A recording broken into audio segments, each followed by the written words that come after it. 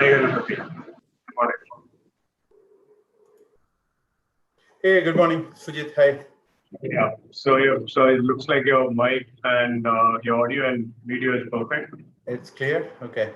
10 So o'clock. the slides, I'll keep moving when I start speaking. I'm sorry, I couldn't. Sorry?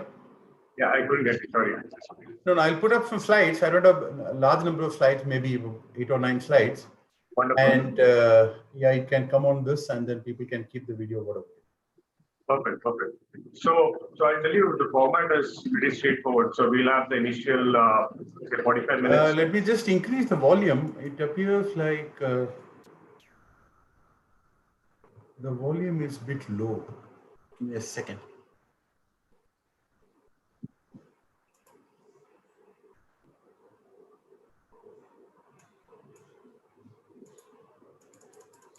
You can hear me, right? I can hear you perfectly. Okay, that's fine. With a bit of yeah. Your voice is loud on that. Yeah, you can hear me clearly, right? Yeah, I can hear you. Yeah, perfect. Yeah, so first 45 minutes, we'll just quickly go through the slides, the deck that you have for our audience today. And after that, we'll be also kind of getting into a, say, 10 to 15 minutes Q&A, where we'll be mainly discussing what the questions the audience may have. So that's how we'll kind of send it forth. So we'll get started at 10 sharp, and we have 7 minutes. So I think that check is fine. Audio, video, everything is good. So let's get 10 again. Okay, sounds good. Thank So you. I'll stay dialed in, maybe mute myself and cut off my video, and then we can resume at 10. We'll just mute and cut down the video. Yep. At 10, we'll re-enable it. Sure. Good.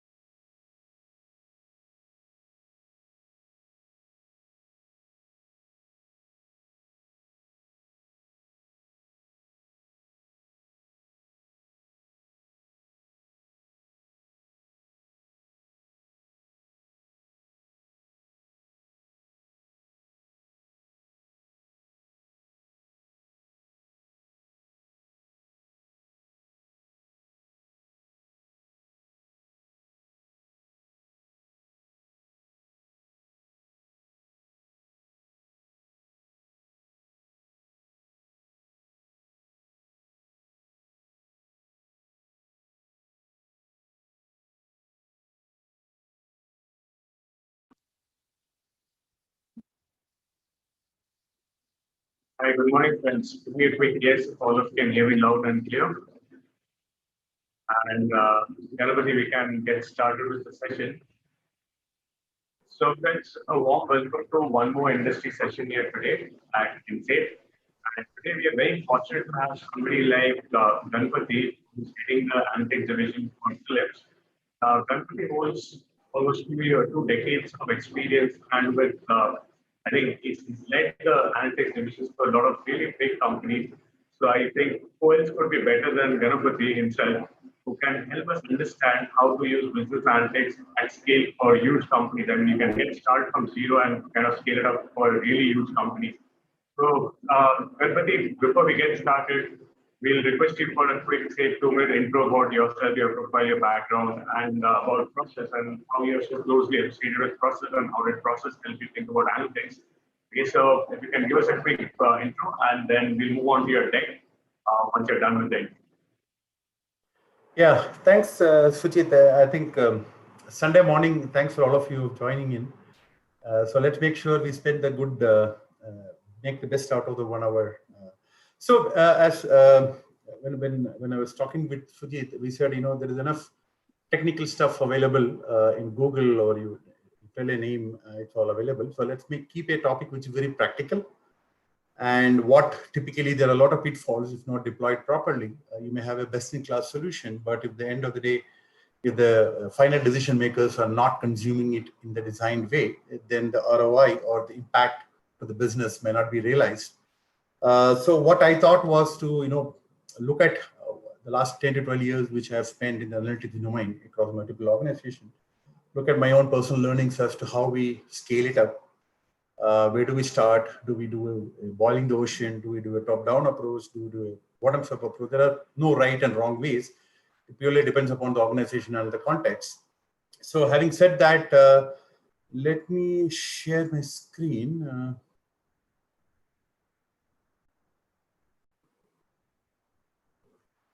Do I have permission to share the screen, Sujit? Yeah, give me a moment. So, Vishal, can you just check if the screen sharing has been enabled? Let me know you see my slides. And I can see a slide now. Okay. Yeah. So this is really going to be an exciting topic. I mean, this has been one of my most, I've been waiting for this topic for quite a while, and luckily that you're covering this topic.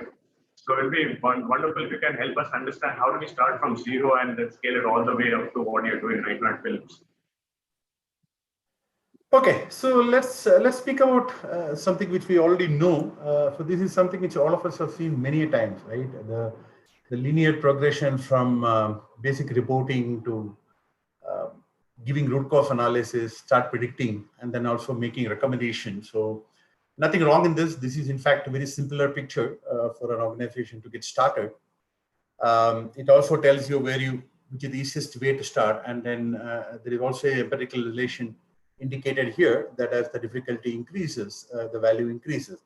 So with that, I want to start with challenging some of these myths, right? So the picture on the top, I specifically, put it out there. So there is a myth that, we need to only focus upon descriptive analytics if you're starting, until the time you're completely finished, you cannot do any of the other type of, right? So the way we have seen things coexist, high-rise building with the so-called throughput putties, it indicates that there's nothing like, you have to finish one before you go to the second one. And there are always problems where you need simple visibility where descriptive analytics can help.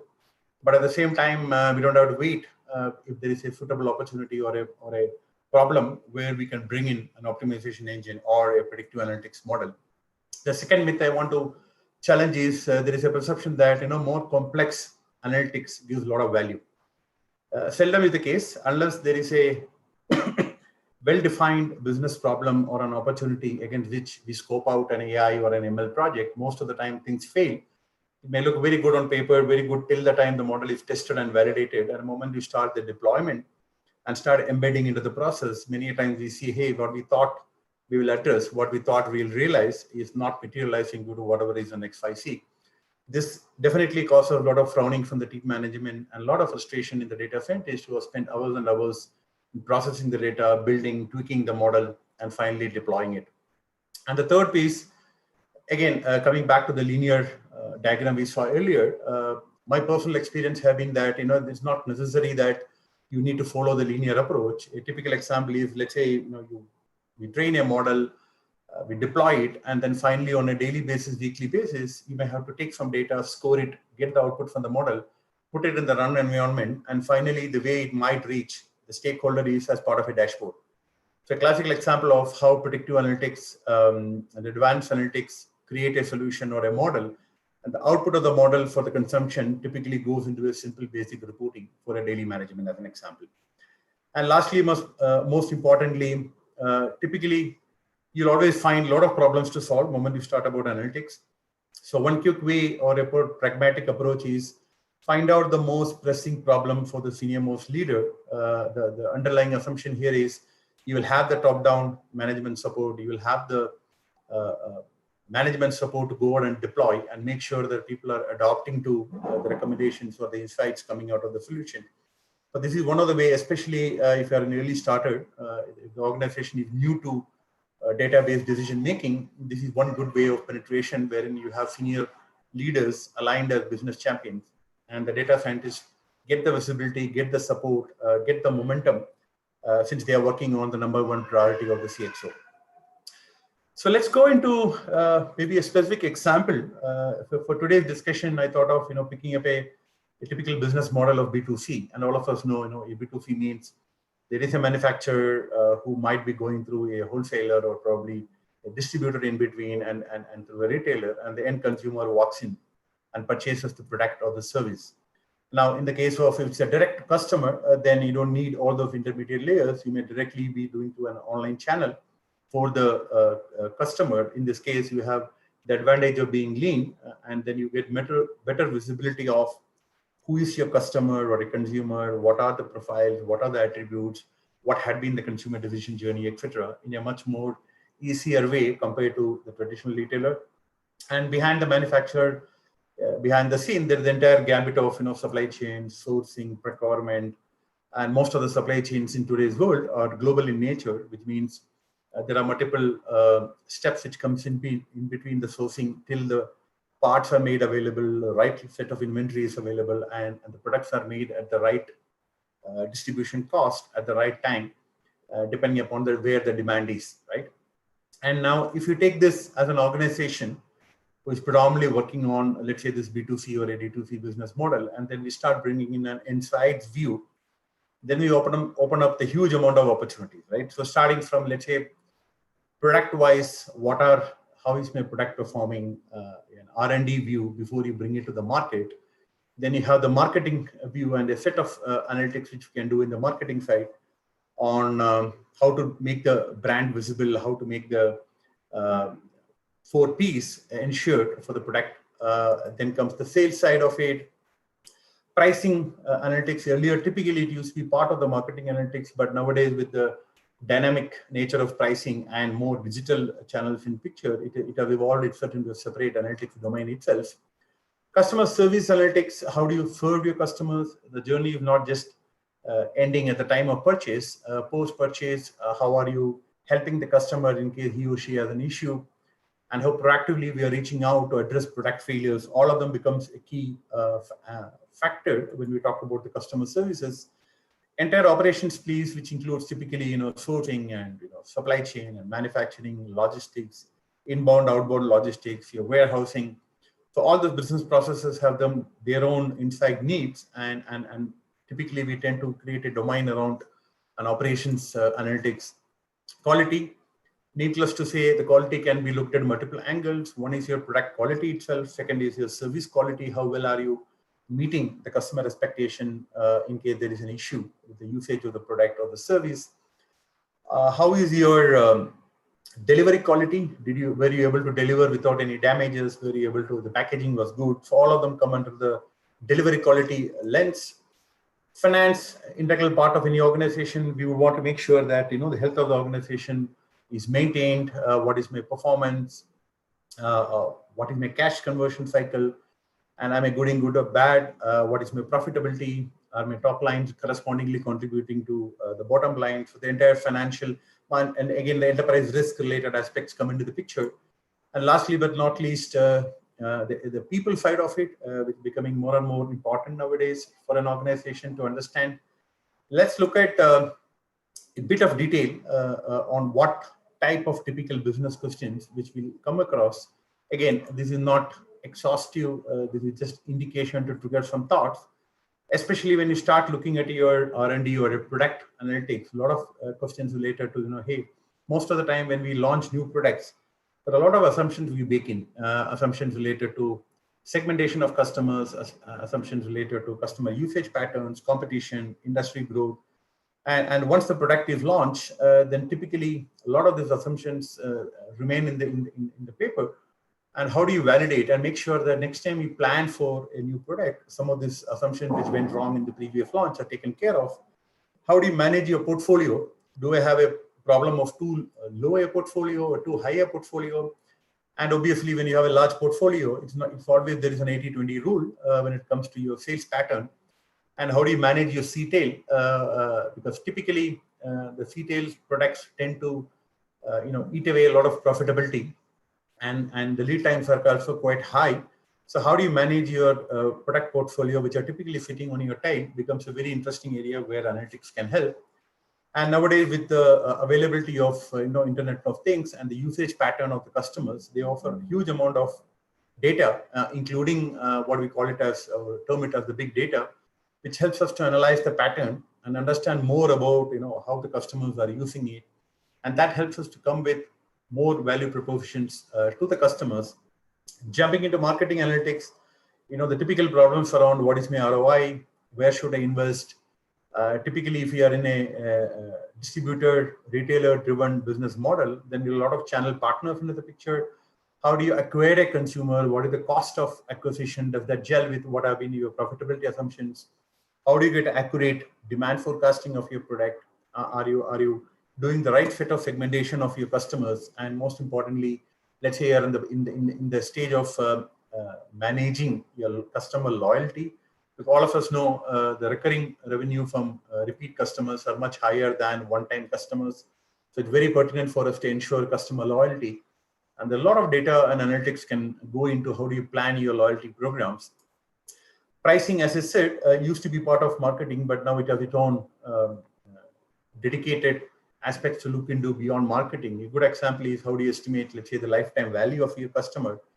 Are you paying the right amount of acquisition cost? Does that reflect into the pricing? Do you have a point of sales revenue? Do you also have opportunity for after the point of sales revenue? Does that include in your overall calculation of your LTV? How do you plan your promos? What exactly is your sensitive price band? Which products are more sensitive to you from a demand perspective? Who are those customers who are highly price sensitive, and where do you want to position your product? All of them come under the typical pricing analytics questions. So as to speaking about sales analytics, channel performance, win-loss analysis, how do you set quota, target, how do you manage sales incentives for your sales workforce? How do you plan, bake in the right amount of incentive just to make sure that your profitability is not hit? At the same time, the sales force is quite motivated in order to go out and achieve the quota. And one key aspect, especially if you are working through an indirect mode, is a complete transparency around your sell-in, sell-through, and sell-out. I'm sure all of you are familiar about these terminologies. Sell-in, definitely what we mean is, what the manufacturer sells out to the partners. Sell-through is what happens from the partner to a retailer. And the sell-out is basically what gets sold from a retailer to the end customer or a consumer who buys the actual product. Customer service, we spoke about. If you are in the business where you have contact centers, then that opens up an entire bunch of questions to be answered: managing productivity, managing first-time resolution, managing the average handling time per case, etc. Warranty-related aspects, are they eating away your profitability assumptions? Are customers happy with the field quality? How do you link back your field quality to your distribution quality, back into your production quality, and in fact, all the way back into your supplier incoming parts quality? Establishing the link becomes a key enabler to take out waste from the system and make sure that our processes are getting much more leaner, and then we are able to reflect and prevent a field quality issue which comes much earlier than the customer actually experiences it. Coming back to operations, we spoke about how do you manage the fill rate, the SLAs, how do you optimize the inventory levels at various stages of your distribution, how do you manage your backlog, do you have visibility, do you want to go after the oldest order first, or either a different way of segmenting your orders in order to fulfill. How do you, especially if you're in a global scale, how do you optimize your footprint? Where should you have your warehouses? Where should you be actually producing it? What is going to be your optimal footprint? All of them will come under the operations analytics. Speak about quality. The cost of non-quality, or CONQ, is typically hidden in most of the large organization, and people do not recognize how deep is this devil till the time enough transparency is created. And CONQ is something which is directly impacting your bottom line, and any improvement we do to reduce the cost of non-quality directly reflects in your EBITDA. Then comes finance, enterprise risk management. What are my top risks? How do I model my consumer behavior? How do I plan for? How do I mitigate for my delinquencies? Do I have an AR overdue problem? How can I predict it? What kind of predictive models can help in segmenting my customers who are a high risk towards causing AR overdue? A lot of these places, advanced analytics and predictive models can help. Last but not least, talent management, people management is a key differentiator which organizations are looking forward now, especially when you want to look at segmented fashion of your employees. What do you want to do differently for your millennials? What are your attrition drivers? Who are your top performers? Do you have enough career pathing done for your top performers? How do that link to the overall organization strategy? So a lot of these key business questions are coming more and more from the chief HR officer to the analytics team now.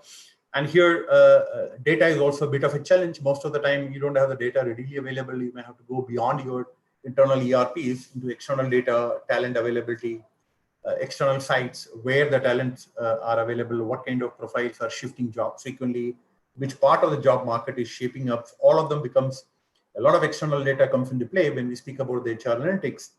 Now, if you look at here, in a fraction of a second, you could see the number of questions which is thrown to an analytics team is just rapidly increasing. Now, typically what we do is we start creating teams. There's a sales analytics team, there is a supply chain analytics team, there is a marketing analytics team, and then they start working with the respective department heads.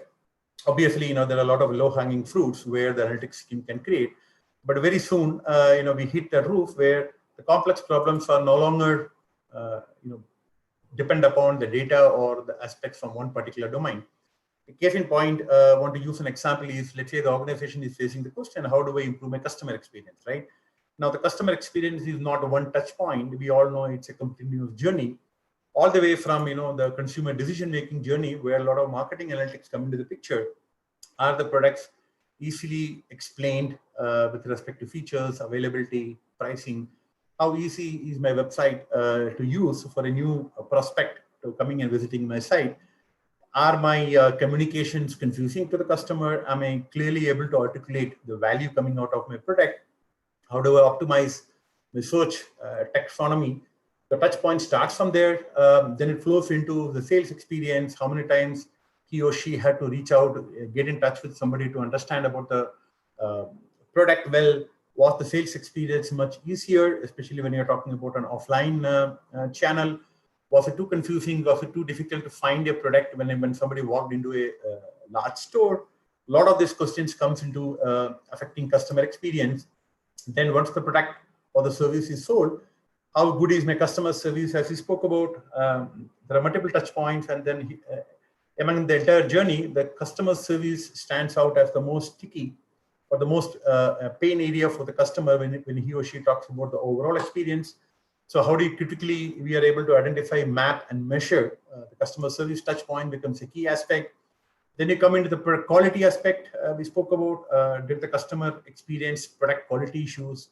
How are the service quality? How are the delivery quality? Did that product was made available as per the due date promise at the time of sale, or there was a significant delay? This also affects a lot of the customer experience as touch points. Was I able to deliver on time? Did I have a missing part when I delivered? Was the product damaged? How good is my packaging? These are all individual touch points to be mapped out when I have to improve my customer experience. And lastly, what is going to be my cycle?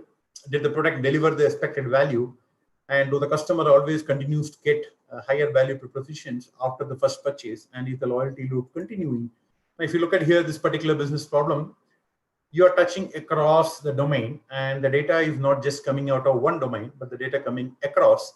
And most importantly, most of the complex problems coming from the senior management involves working across different analytics teams.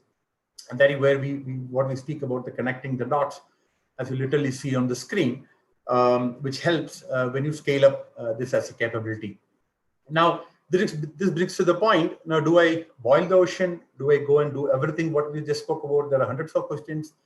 One way to start looking at is, how do I prioritize this, right? How do I group them into what are the basic things which I need to run my business? What are operational in nature?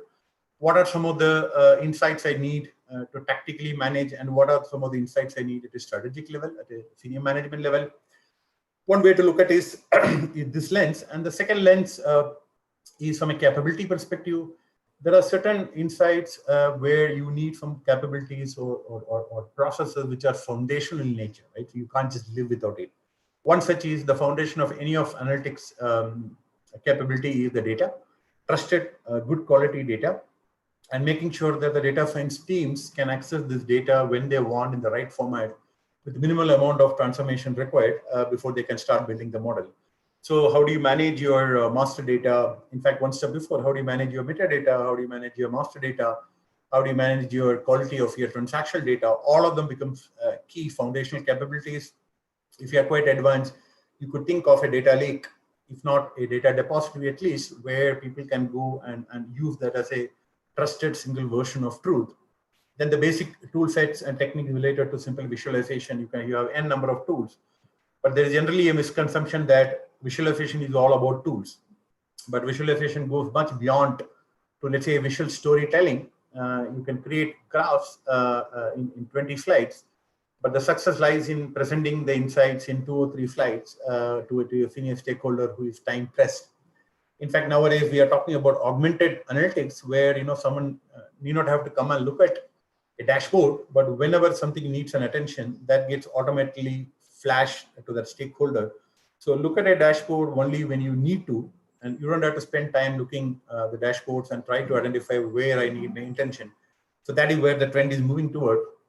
Then comes some of your matured capabilities where you can bring in advanced analytics, predictive modeling, and if your business involves IoT, then how do you bring the streaming data, etc.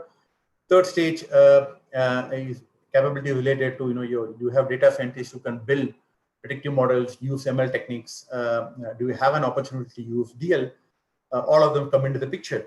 Now, to put things in perspective, these are some examples of how the prioritized view looks like. So if you look at the top, the bottom left, these are some of the basic things you need to run your business, right? So I need daily management dashboards. I need predefined KPIs and trends. It could be a sales manager who wants to conduct a daily meeting. It could be a operations manager on the floor. It could be a customer account manager who want to see what are my backlog orders, how much is my fulfillment rate, what kind of SLAs I'm meeting. It could be a sales manager or an account manager sitting with the customer to review, what had been the requirements specified by the retailer and how he or she is able to meet them. And if you go to the further right, can we help the operational team to detect issues and defects early? That is where you bring in some amount of, let's say, predictive capability into the picture. And if you're able to bring in interventions which will actually prevent, not just detect, that becomes one of the advanced capabilities to speak about. If you go up, let's say, to the top management level, business performance overviews, right? So this is something which a summary view of what is happening at various parts of the organization gets reported out to the management. The typical management summary report are you can just meet that with foundational capabilities in picture. But if you want to start answering questions that what is going to be my new growth, what is going to be my additional business expansion opportunities, you need big data here, you need advanced capabilities here to answer such kind of questions. So this is a good way to prioritize and create multiple roadmaps and start putting your analytic investments behind and obviously look at do I have a defined business problem statement? Do I have my key priorities aligned with the company strategy? Do I have the data scientists put against projects which are directly affecting some of the key matrices, both internal and as reported to external markets and stakeholders. So that gives you a good perspective of going behind where the big buck are instead of boiling the ocean. And let's speak about building blocks. So we spoke about a typical example of a B2C. We spoke about what all kind of analytics could be there. We spoke about how do you prioritize, what are the different lenses. And now we speak about, hey, how do I all get it up, right? How do I get started? And the number one aspect in every case is the people, right? So how do you make sure you have the right set of people brought in to the analytics or data science team? For technical skill sets are one aspect, but how people are able to understand the business context, how they are able to align and meet and interact with business champions becomes a key success factor in your people capability. And how good is the organizational culture? Do people have a culture of looking at numbers and taking decision, or people believe in my gut feel? So the cultural aspect across the organization, how do you make sure everybody is trained to a basic minimal level of analytical orientation, I would say, becomes a key aspect. Then comes the processes. So this is where typically a lot of the things fail. If I don't have a good amount of a process where it is identified and defined who takes the decision, what kind of triggers a particular decision, and who are all likely to be involved in making a decision. Let's say somebody wants to set the inventory levels, right? So what is the process behind reviewing inventory? Who are all need to be involved in setting a threshold for the inventory? How quickly or how frequently such policies are to be renewed? All of them need to be well defined. Otherwise, there's going to be a lot of chaos. And this is where one of the typical areas where actually gets into a lot of frustration. He or she has built a very good model, validated it, perfect tuning done, but when it comes to and handed over to a team to deploy, and people are just not using it because there's no process defined. Everybody thinks my data is right. Everybody thinks my decisions are right, but there's no one way of doing things in the organization. It may take some while, but it is very, very important to make sure the underlying processes are harmonized and standardized in order to make sure to sustain the benefits of the insights coming out of the analytic solutions. Tools and technology. Nowadays, technology is so rapidly moving, growing, I would say. Yesterday's skill sets are no longer relevant today. And then the technology is so evolving that a lot of things which consume a lot of activities, time, productivity can simply be automated. So the technology becomes a very, very key partner in crime when it comes to an analytic journey. And key things to keep in mind, we'll speak about this a bit in detail as well, that how do you make sure that data depositories are in place, definitions are in place, and people can access data in a very, very seamless fashion.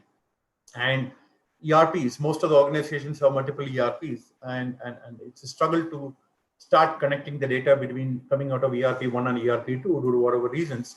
Can you think about a horizontal layer which can act like a bridge where the data can come from the multiple ERPs and get into a harmonization layer, and then life becomes much more simplified for the data scientists as well as for the end business stakeholders who want to look at data behind a particular insight. And most of the business models nowadays are connected, and having a good and robust IoT platform, which will also enable you to do a lot of streaming analytics as required, becomes essential part of it. Governance, slight extension of what we spoke about from a process perspective.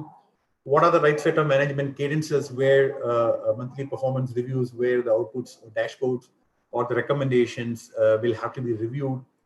Who attends those functional cadences? Are those cadences defined and in place, first of all, or only when there is a problem, people start coming together and then search for a report, start looking at the numbers? So those things are also playing a good role as part of the building block. So in a nutshell, people, process, tools, technology, and governance are the key pillars which one need to keep in mind. Now, the maturity can be varying across the type of organization we are talking about, or the type of product we are into, or the type of market we are into. But all in all, it's unlikely that we can write off one of these components when we are speaking about scaling up analytics at an organization-wide scale. Let's talk about people and the kind of capabilities. So, all of us will be familiar about the cross-industry framework for the data mining. So, the modeling activity is just one small piece of it. Now the entire 60 to 70% of the activities are involved in collection of data, understanding the business problem, transforming the data, making sure back and forth things are happening till the time the scope is finalized. Then comes the big and the most polished, stylish, or most sought after piece of model building and the entire techniques in place. And then once the model is trained, tuned, and ready to be deployed, then the entire deployment comes into picture. And it's very imperative that the technologies which we are using for deployment are not significantly different from the technology which were used while the model was built. Because a lot of these compatibility issues and deployment issues we discover only when we are ready to start rolling.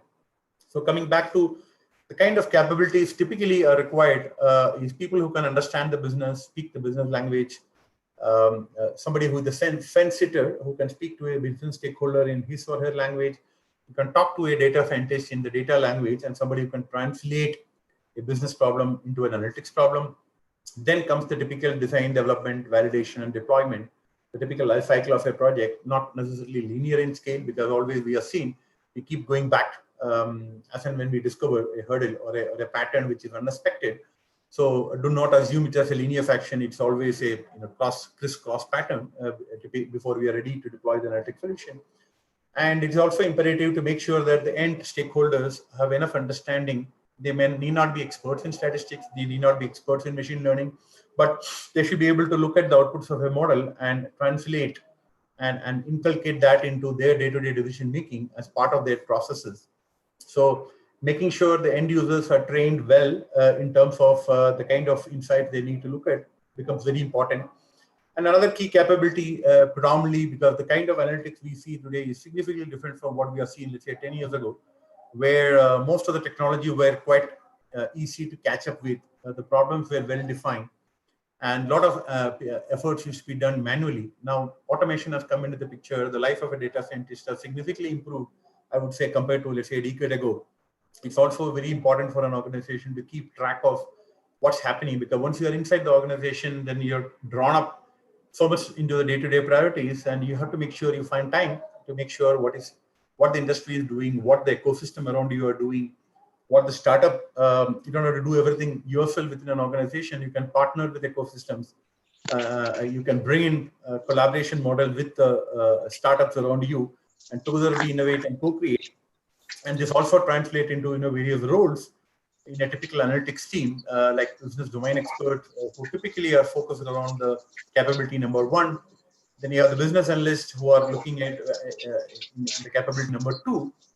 There are data engineers and analytics architects and data scientists come into the picture. It's about the third capability there.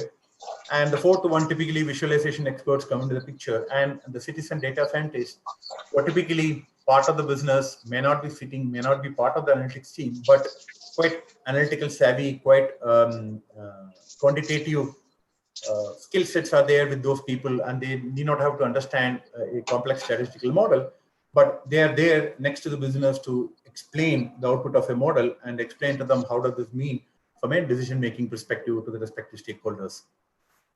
So my last topic I want to touch today is technology. This continues to be a heartburn, for the data scientists. All of us can relate to when we want to start working on a problem. Was there a comment? I hear some. Was there a question or a comment? Okay. So it's a typical problem all of us have seen through. We want to start working on it, but then we start hunting for data. The data is all there in ERP, but it's not readily available for a data scientist. So holistically, if you look at, I'm referring to the left part of the content here. What are the data typically you have at your disposal, right? So data which comes from within the organization, including your customer transaction data, internal process transaction. You have the data coming out of your channel partners, third-party websites, market research report, etc. You have the direct interaction data coming out of the customers, either through your website or the mobile apps or the social media. All of them are very important. Once you start looking into it, the data can be structured and unstructured. The data can be lying in file shares. It can be for a dedicated line of business. It could simply be an external data which you subscribe to it. It could also be in a different formats where you could even get emails. You could get the feeds from social media. sites, and then how do you bring it into the system? So some of the data you need real time, right? For example, if you're talking about an IoT application and you want to understand where your product is being dispatched at this point in time, or who is using your app, you need to bring the data real time into your ecosystem and start to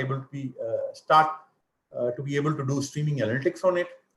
But not all data you need real time, right? So real time data indeed means a lot of complexity as well as cost, but you need to really think what is the frequency I need. Some of them are good enough for a batch. Some of the data are good enough on a weekly basis or even sometimes on a monthly basis, though I would suspect any kind of data in current situation where you need only on a monthly refresh, but most of the time a daily, weekly refresh. And there could be something like a virtually real time, may not be every second, maybe twice a day, thrice a day.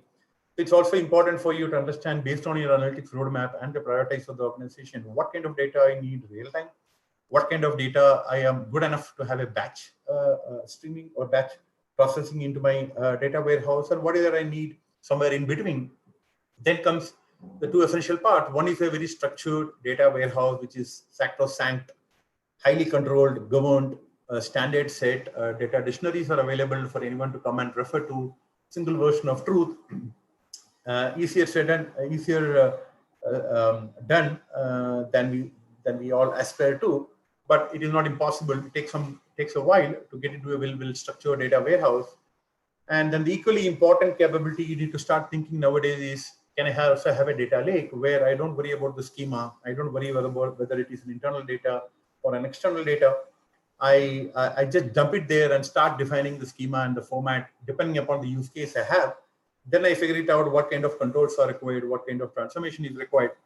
So data lake is a highly spoken about term, but most of the time, the first step is getting your data warehouse in place before you can start migrating into a data lake perspective.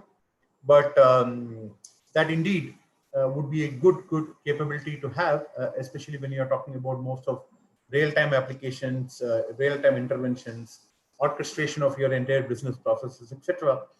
Then comes different layers of how do you want to process it. So some of them are in response to ad hoc queries from the business stakeholders. Some of them could be pure dashboards.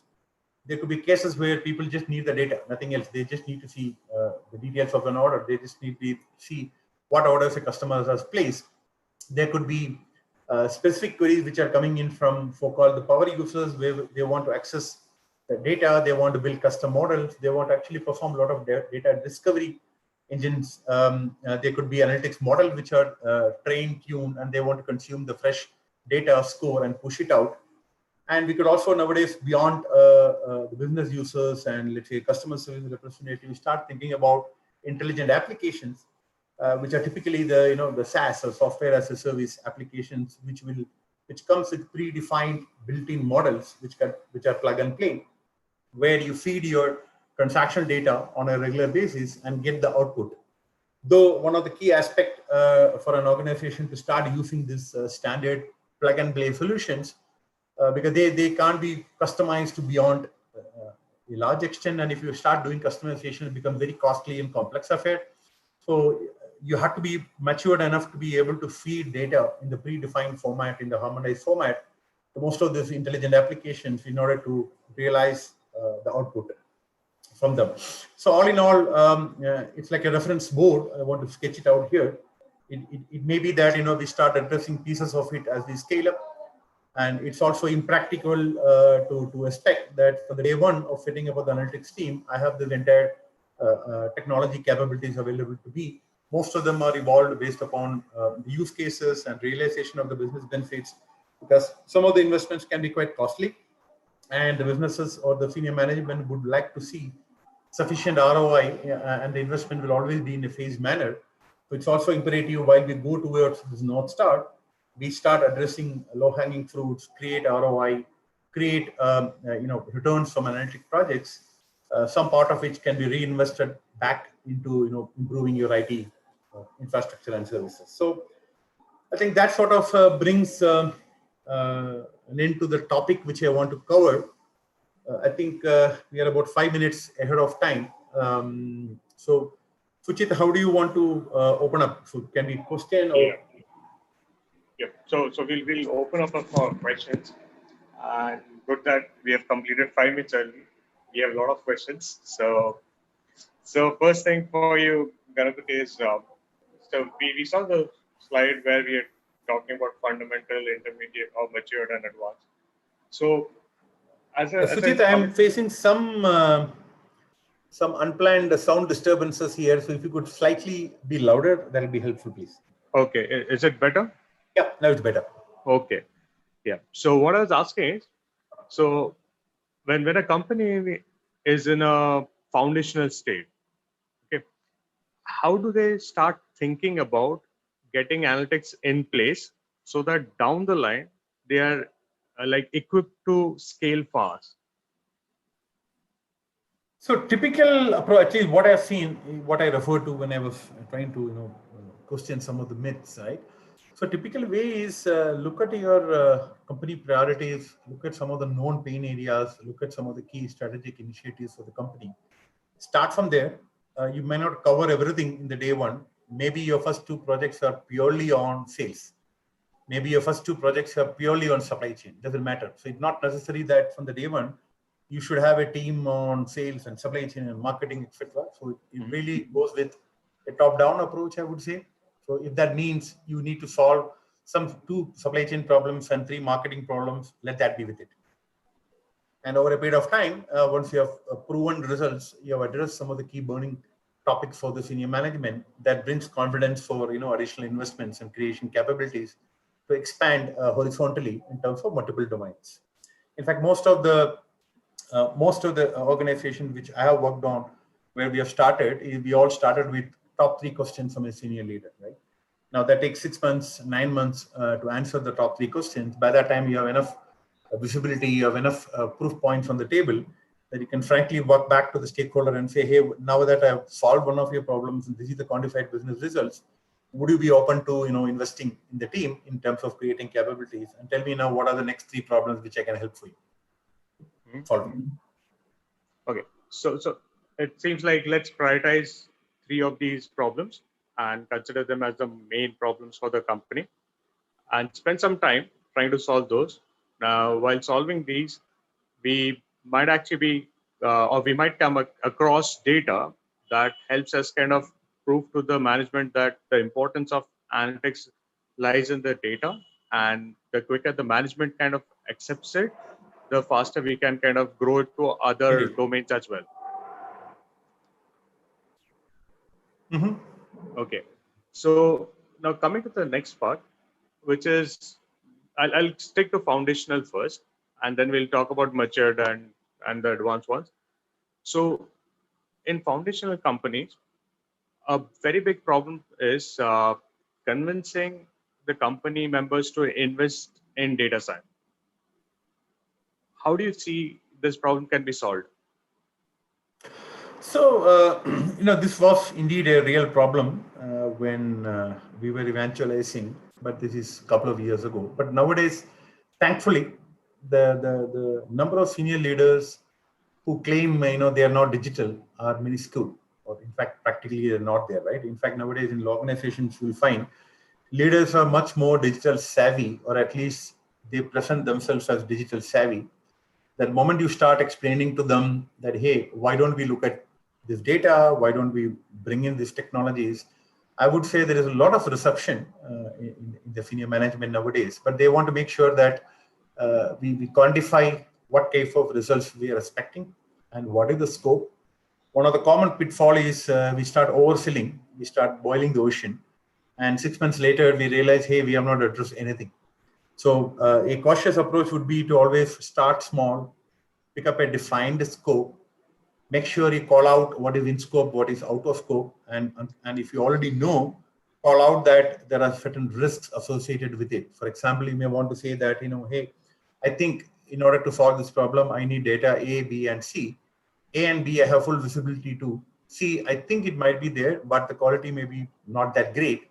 And D type of data, I don't have any clue where to go and find it. It could be quite possible that I'll have to execute this project without the data D itself. So if you're able to make it very transparent and very clear to the senior stakeholders, I think that takes away a lot of unrealistic expectation and takes out frustration for the teams who have been burning midnight oil to complete the projects on time. So to come back, I would say number one, find the right set of senior leader. If a particular leader you find not digitally savvy, there is always another leader who can influence, right? So finding out the right leader who is digitally savvy would be the first success point. Second thing would be have good visibility of what you can or what you cannot do in a given time frame. Do not sign up for 1 year, 2 year projects. As far as possible, the project should be within 1 quarter, 2 quarter maximum. Try to identify the stakeholders in advance, not just from a top-down perspective, but the stakeholders who are going to actually use as part of the deployment of the solution. If they are not on board, then you find a big hustle when you're able to deploy. And the last but least is make sure that you have the full visibility of the data. A lot of the frustrations comes out when you start addressing the data, and you realize that the kind of effort you need to clean up is going to be taking 60-70% of your time. And most of the time nowadays data scientists feel the data engineering is not their cup of tea, right? So people have started looking at data engineering as a different kind of profile, and a data scientist as an allied profile. But in all reality, a team should work closely between the data engineers and the data scientists so that there is a seamless working culture in the core team. It's not like one becomes a supplier of data, clean data to another one. Especially when you're starting small, especially the team is small, the boundaries actually blur a lot, I would say. Absolutely. So I think, yeah, this is an interesting point wherein the companies kind of start small and they can think big. Now, coming to the point that data, a lot of companies are still in a situation where they have no idea what to do or how do they kind of collect the right data.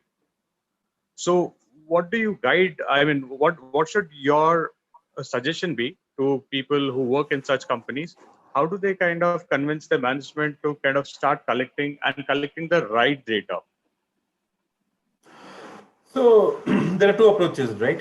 One is I start bottoms up. Right? I start talking to everybody and say, hey, what is the data you think are relevant, etc. But there's a long exercise, painstaking, very unrealistic, I would say. So one of the approaches we had followed is that it's a bit of a top-down, or I would say not a green field, but a brown field approach.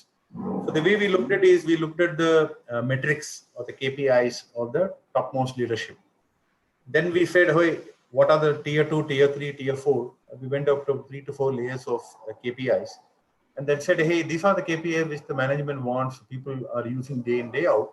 How these KPIs are computed, and then what is the numerator, what is the denominator, what level of granularity, what level of frequency. Then we said, hey, in order to get these KPIs in place, what are the kind of data element we need? So started off with, let's say the top 10 KPIs of the management team.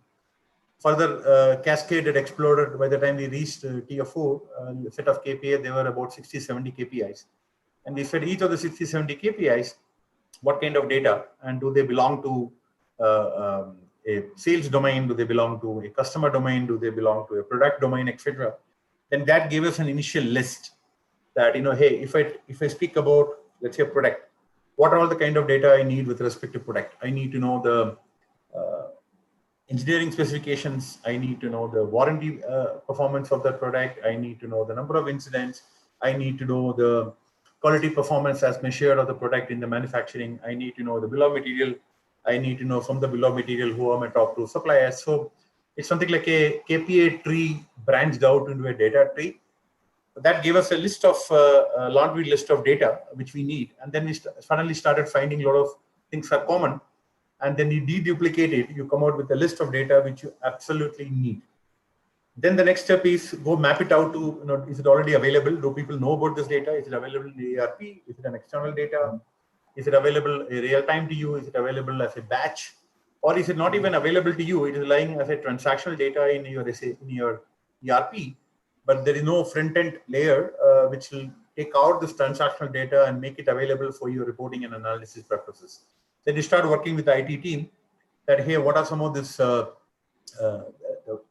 visualization query or the layers to be built in, which can extract the data from the back end of the ERP, transform it and make it available in part of your data warehouse. So This is one iterative process, though a bit pragmatic. And in the process, we also figured out that, hey, we ended up collecting some data which may not be immediately required, and we missed out some data, but there is an iterative process. So what we also did was to create a pool of, or a community practice of what we call it as data stewards. So each domain, each part of the business, there are always people who are experts in their respective domains. And that is what we typically refer to as data stewards. So we created a community practice of data stewards who came together and said, hey, if I'm looking at, let's say, the lead time performance of a particular part, this is available in so-and-so table in my ERP. And this is the particular data element I need to look at if I want to create a report and look at my lead time tail, which supplier is causing a tail in my lead time, etc. So these data stewards, when they come together as a community of practice, help you to accelerate this discovery journey. And that will also minimize the number of requests you place with your IT team to start creating additional queries to generate this data for you or make it available in a visualization layer. So again, depends upon the organizational size and the complexity. If you're talking about a relatively new organization where you don't have much legacy systems, it's, I would say, pretty easy to start collecting a data and making changes. But if you're talking about organizations which are more than 100 years old, then you are already inherited a lot of legacy systems, and you're also a lot of acquisitions which have been brought in, integrated into the larger company, who might be still working in their own systems and tools, and then the topic becomes really complicated for you to start discovering. And here you take the pragmatic approach that I have a laundry list of data I need, but what do I need it today? What do I need for the top 3 projects I have signed up with my management? And I just focus on that. Then I go to the second phase of data collection, depending upon the priorities I work upon. So again, one is a generic approach where ideal state, but I would say as pragmatic you can get, the lesser frustrations for the initial teams, I would say here. Perfect.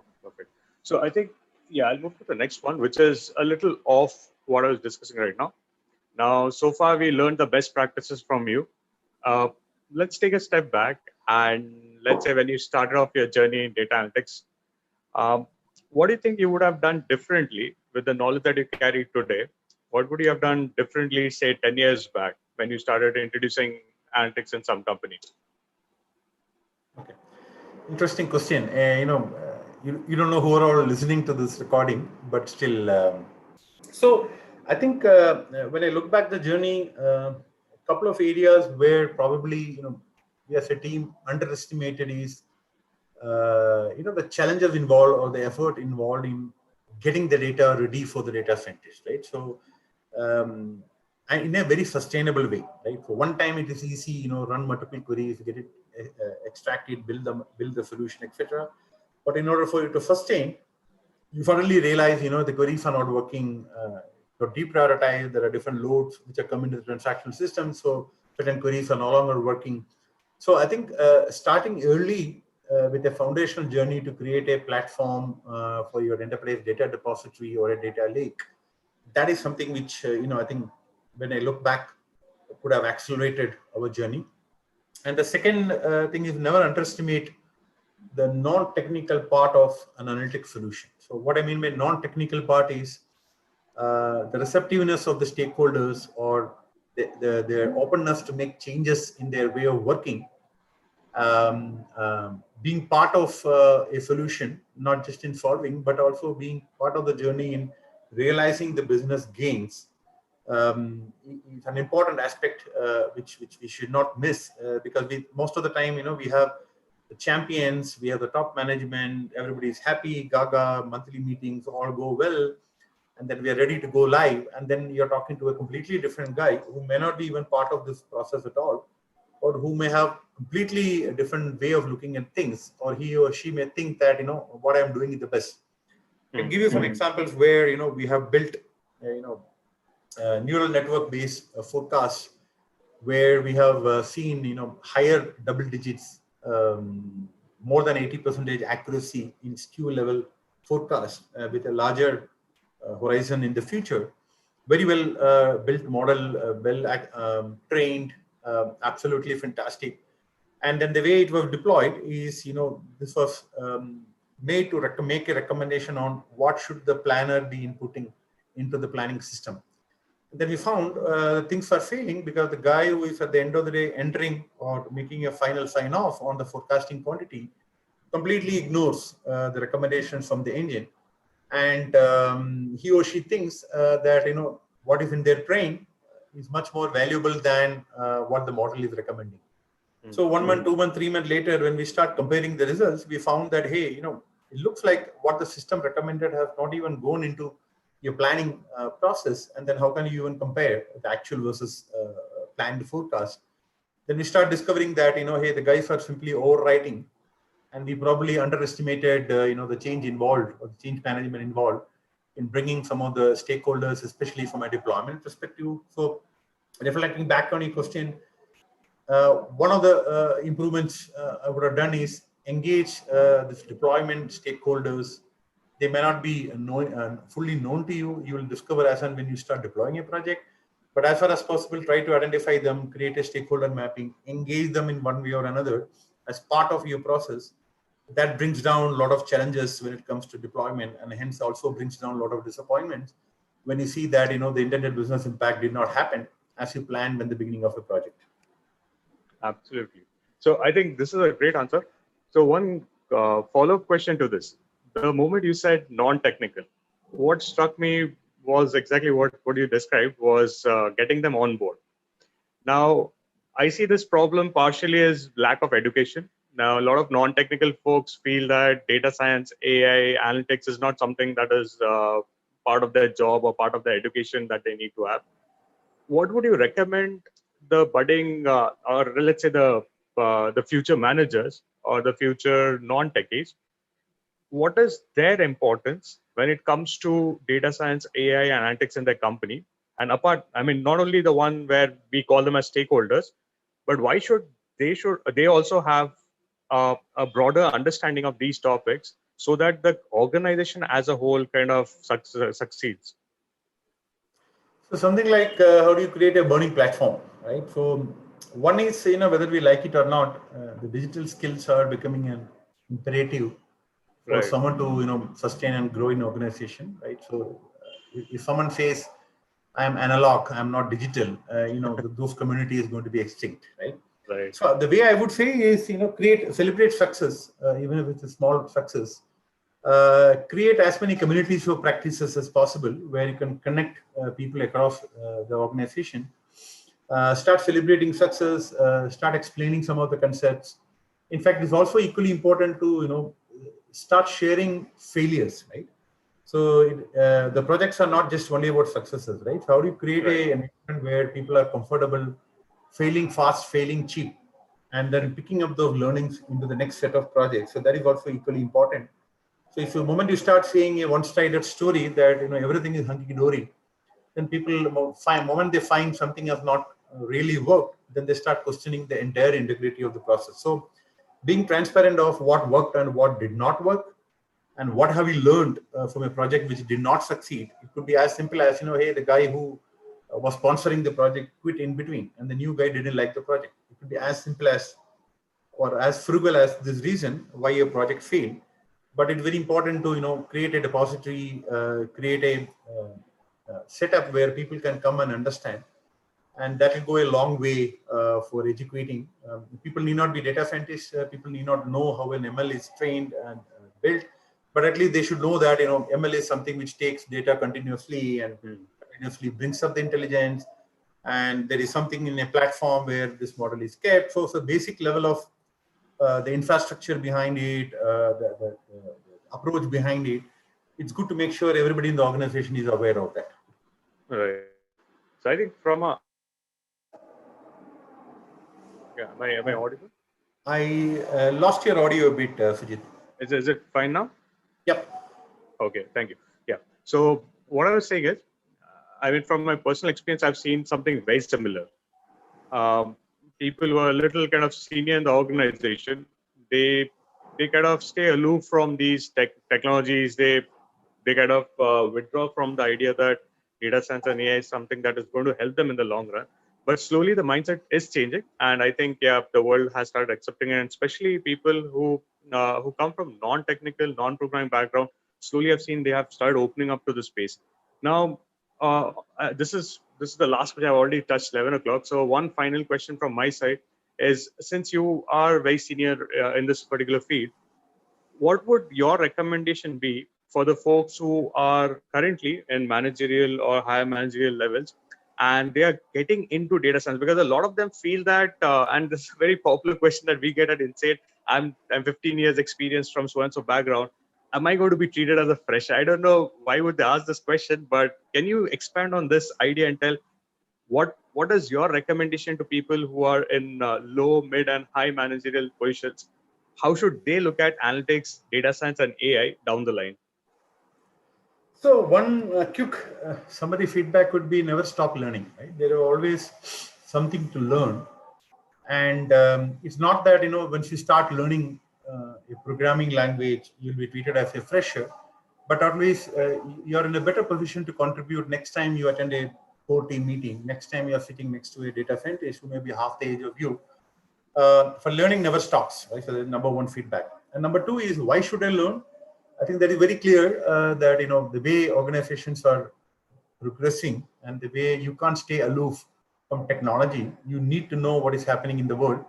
You need to be connected to how the ecosystem is developing. You have a lot of startups, and in fact, institutes like INSAID, right? So you're doing a great job in imparting skills to a future talent.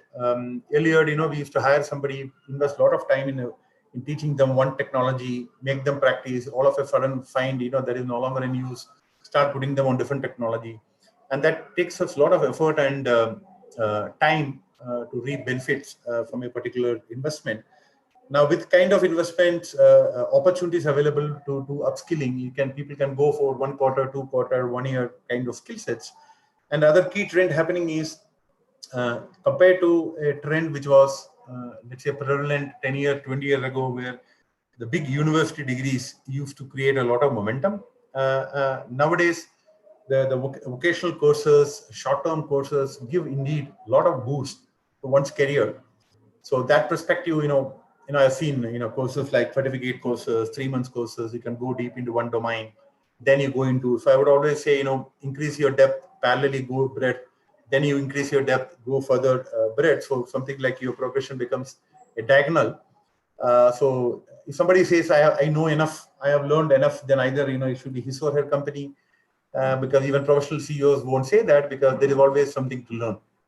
So my feedback, one word would be that, never stop your learning, look for what is changing, and stay abreast on what is happening in the industry. That keeps you relevant in current world. Wonderful. I think great words. And we are really grateful that you think so highly about INSAID. And will be more than happy to kind of help this market further. So, Ganapathy, one quick question. If people are interested in applying at Philips, and especially for somebody who wants to work with you down the line, what would the way be? So all our openings, indeed, we publish in our careers portal. So Philips is indeed a great company to work with. I would encourage whoever is interested in a good career, please visit our career website. All our openings are made available. So the simplest easy process is to look for the opportunity which are available in the website. Where do you think is the best fit, and start applying to those corresponding opportunities through our website. Wonderful. Thank you. Thank you for your kind words, Ganapathy. Thank you for your time, and thank you for the knowledge that you have shared. So, on behalf of entire INSAID community, I would extend my gratitude, and we are really glad that you came here and spent your valuable time with us. Thank you.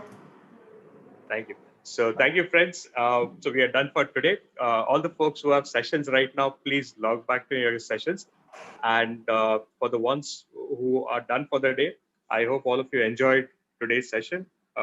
Big thank you to all of you for participating. And Ganapathy, for statistics purpose, there were 450 plus participants, and we had kind of close to 1,000 plus interactions as in the chat on the YouTube. And yeah, I think that was a great session. That's all from my end, Ganapathy. Thank you. Thank you. Bye. Bye. Friends, you may all terminate your